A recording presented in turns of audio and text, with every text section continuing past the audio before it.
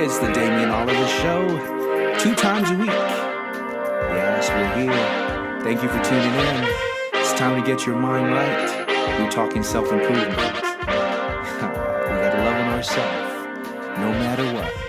It's the Damian Oliver Show. Hey guys, and welcome back to another segment of the Damian Oliver Show. We're in the month of April, as you know. April 1st passed and we celebrated April Fool's Day. I want to talk a little bit about the months and what they signify, because a lot of times we don't really understand the significance of each month. And understanding this can actually help us understand ourselves better and or train of thoughts, right? Because a lot of times we just go through these months and they have no significant meaning for us. So let's go into it. Let's break it down. So like I said, April 1st is considered April Fool's Day.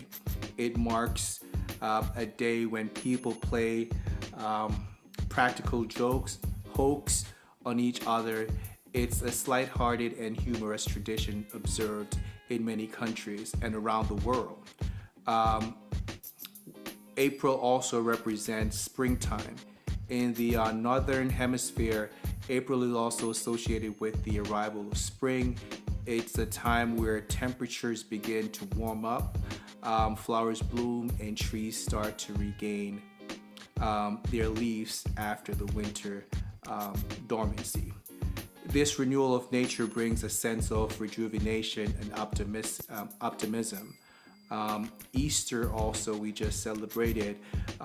Easter is one of the most important Christian holiday. Typically falls in April. It commemorates the resurrection of Jesus Christ and is celebrated with religious services, feasting, and various traditions such as Easter egg hunts and decorating eggs. Also in the Caribbean, bun and cheese is one of those big things in Caribbean culture, especially Jamaican culture.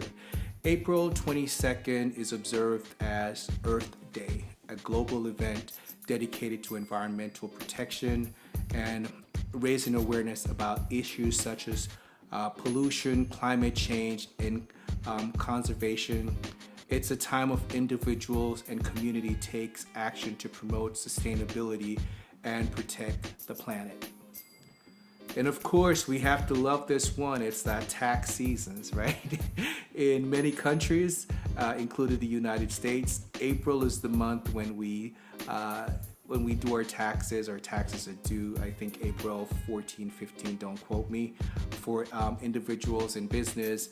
It's a busy time for accountants and taxpayers as we gather to, gather our documents to file our tax return and meet deadlines. Also, who knew this? The month of April also represents National Poetry Month in the United States, Canada. April is designated as the National Poetry Month in celebration of poetry roles in culture, education, with events, reading, and activities aimed to promote poetry, appreciation, and literacy. And a lot of us celebrate this Japanese culture that was integrated in the United States, the cherry blossom seasons. It's in the regions such as Japan and parts of the United States. April is also synonymous with cherry blossom season. Cherry tree bursts into blossoms with delicate pink, white flowers, creating a stunning landscape and attracting tourism from around the world. It's beautiful. I know in Washington, D.C., also sometimes in the local, I think also some place in Newark, the cherry blossom there, it's a big deal. And of course, who can forget April showers?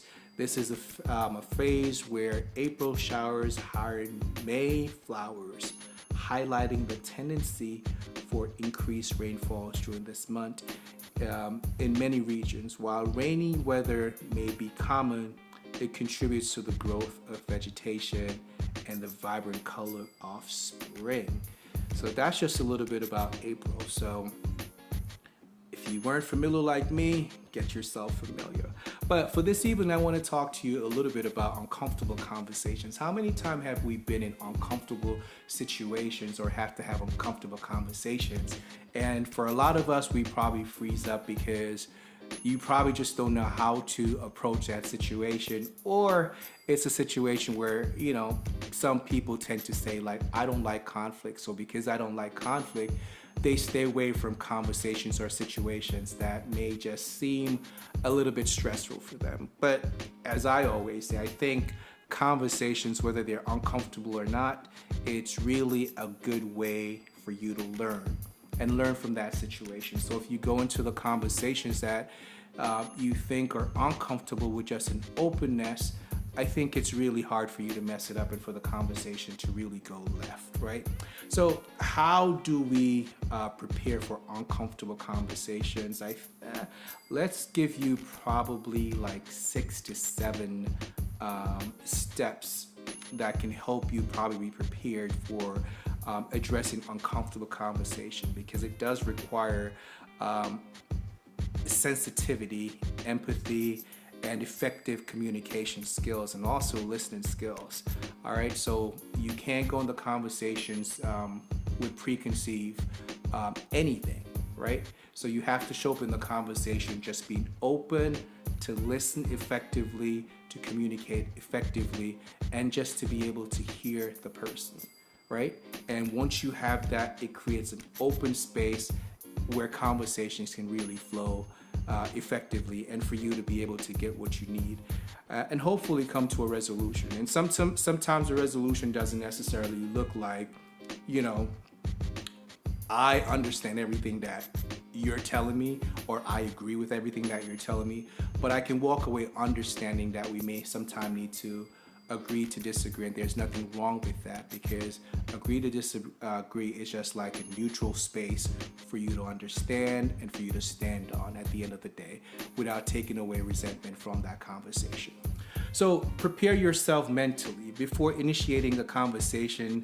Take some time to mentally prepare yourself, acknowledge any discomfort you may feel, and remind yourself of the importance of addressing the issue. So again, like I said, don't take it personal. Just know that you're going here. These are the points that you're trying to articulate and to be very clear about, and practicing active listening. This would be a great way for you to address that situation or engage that situation. Choosing the right time and the right place. They normally say there's a time and place for everything, and this is significant, right? So don't be like what you see on TV and just like waiting for, or addressing situations in like the wrong setting, because it's not going to be going over the way that you think it will. People are not going to be welcoming. So, timing and settings are crucial when it comes to uncomfortable conversation. Choose a private and quiet location where both parties can speak openly without fear or interpretation or distraction. Additionally, consider the other person's emotional state and avoid bringing up sensitive topic during times of high stress or intense or tension situation. So I recommend just staying focused on what the topic is. A lot of times people argue, and they argue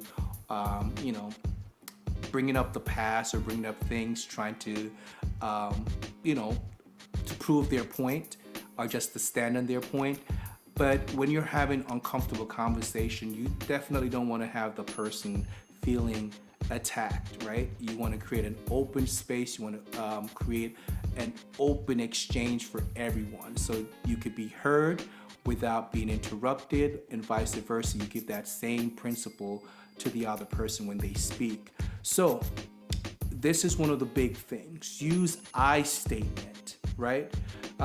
Frame your concerns using I statement to express your thoughts and feelings without placing blame or accusing the other person. For example, instead of saying, "You always make me feel uncomfortable," you can rephrase that by saying, "I feel uncomfortable when you XYZ, right? So using the I statement, it really takes away or shift the blame, because now the other person is not being on defense. They're more relaxed, and they're understanding that in retrospect, they may not be the reason for the issue. However, they may be a contributor into why you feel that way. So again, using the I statement helps a lot. And as I mentioned before, listening actively, allow the other person to express their thoughts and feelings without interruption. Practicing active listening by maintaining eye contact, nodding to show understanding, and summarizing their points to ensure clarity. Demonstrate empathy and demonstrate empathy and understanding, even if you disagree with the person. So if I say, like, I feel sometimes that, the conversation just go left, you could paraphrase, but what I hear you say is that sometime during the conversation, it can go left. They let me know that you understand and we're talking about the same thing at the same time, right?